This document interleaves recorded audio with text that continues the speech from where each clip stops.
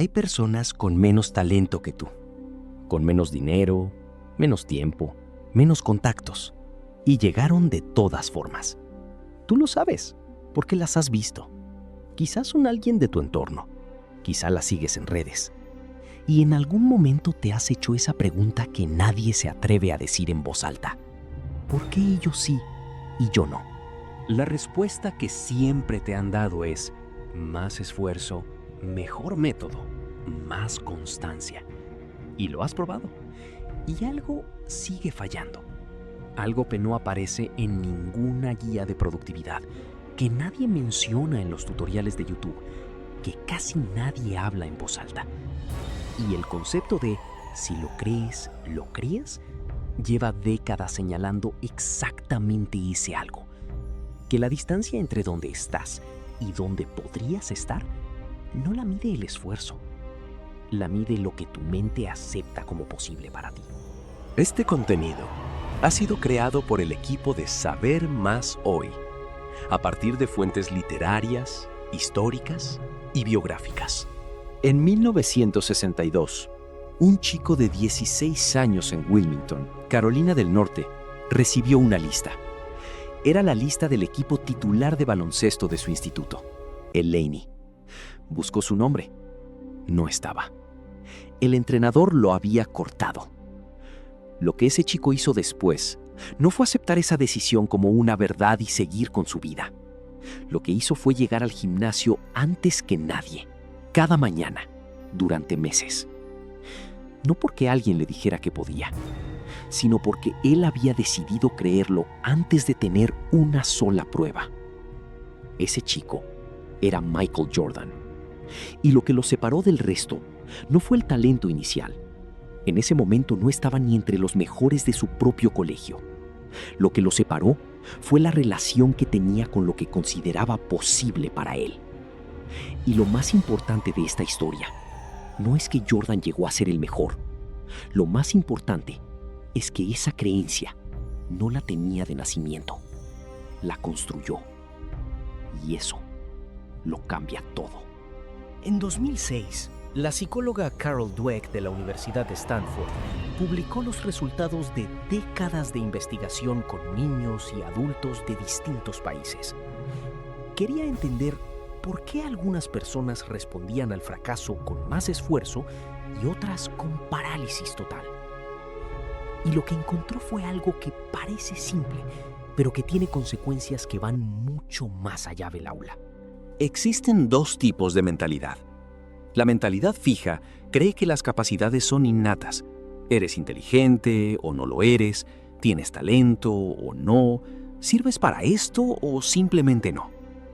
Y la mentalidad de crecimiento cree que las habilidades se desarrollan con tiempo, práctica y las condiciones adecuadas. Hasta aquí suena a lo que ya sabes. Pero lo que cambió mi forma de entenderlo fue esto. Dweck no dice que una es optimista y la otra pesimista. Dice que ambas son creencias, no hechos, creencias. Y las creencias, a diferencia de los hechos, se pueden modificar. Todos hemos hecho esto alguna vez. Nos hemos dicho, yo no soy de los que tienen éxito en los negocios. O yo no funciono bien bajo presión. O yo soy así, ya no cambio. Y lo decimos con la misma seguridad con la que diríamos que el agua moja. Como si fuera un diagnóstico certificado. Como si alguien con bata blanca nos lo hubiera confirmado. Pero casi siempre es una conclusión que sacamos de una experiencia de cuando teníamos 12 años. O de algo que dijo alguien que ni siquiera nos conocía de verdad. Es como vivir en una casa cuyo plano dibujaste siendo niño. El plano estaba mal desde el principio, pero llevas tanto tiempo adentro que ya ni lo cuestionas. Y aquí es donde la mayoría fallamos, aunque nadie lo diga en voz alta. No faltamos porque no queramos cambiar. Faltamos porque en el fondo, de verdad, no creemos que podamos ser distintos a lo que ya somos. Hay una diferencia muy concreta entre saber que algo es posible y creer que es posible para ti, específicamente.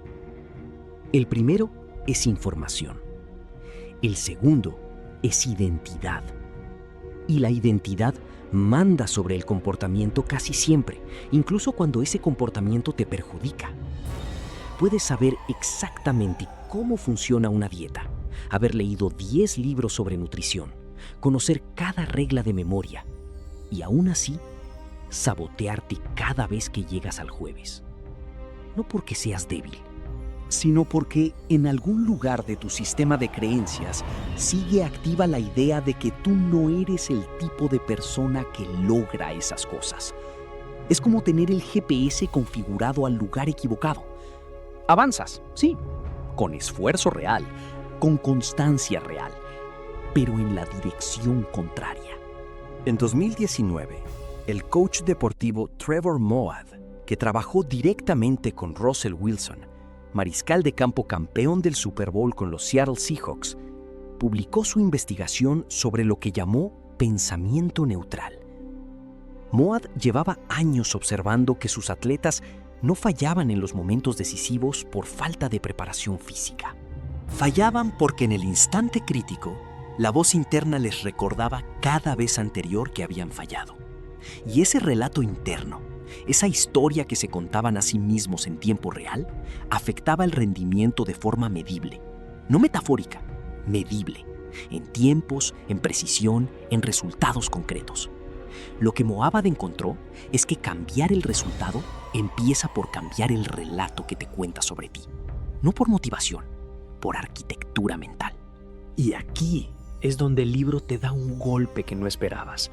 Porque la mayoría buscamos motivación como si fuera gasolina. La ponemos, arrancamos fuerte y cuando se acaba salimos a buscar más.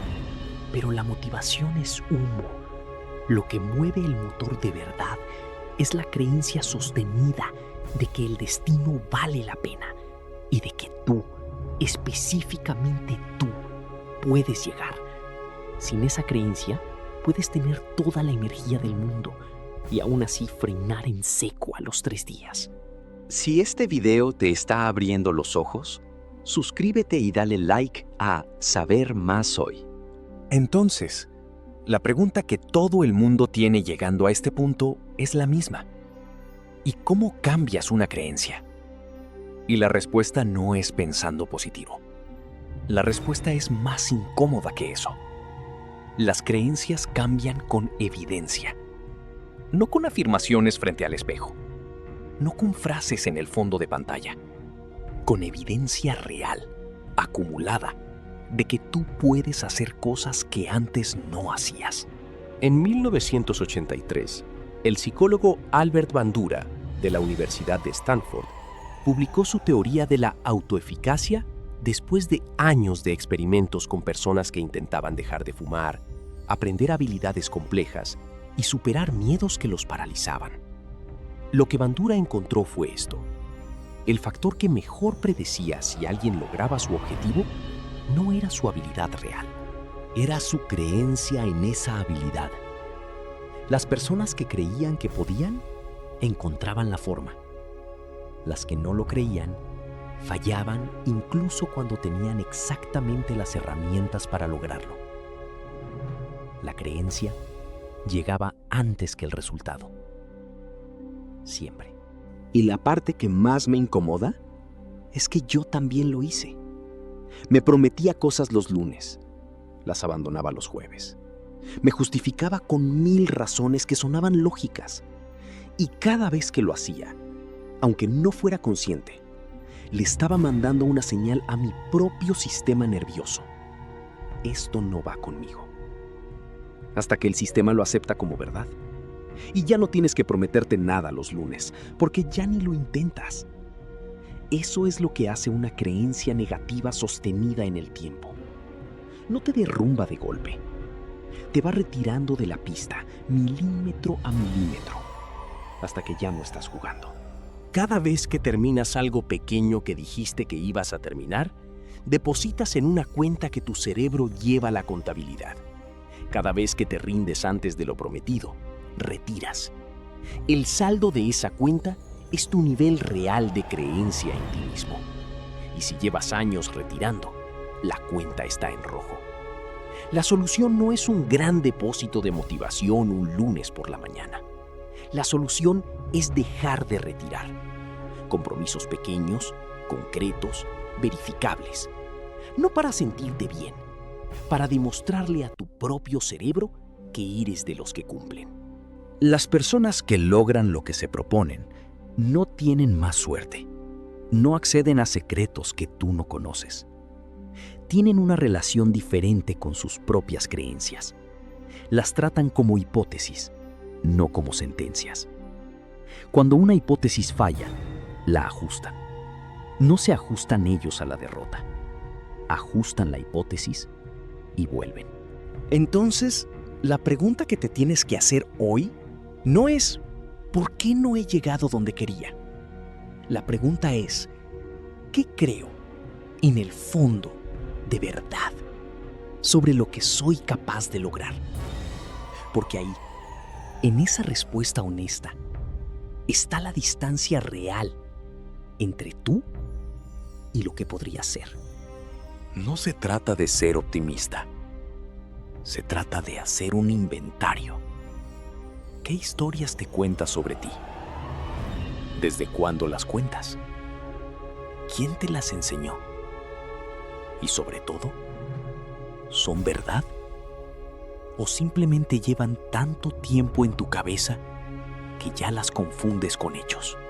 Nunca pensé que algo tan simple pudiera explicar tanto. La separación entre los que llegan y los que no está en el método ni en el talento. Está en si crees, de verdad, que lo que todavía no eres, puede serlo. Y la disposición a actuar como si eso ya fuera cierto, antes de tener la prueba.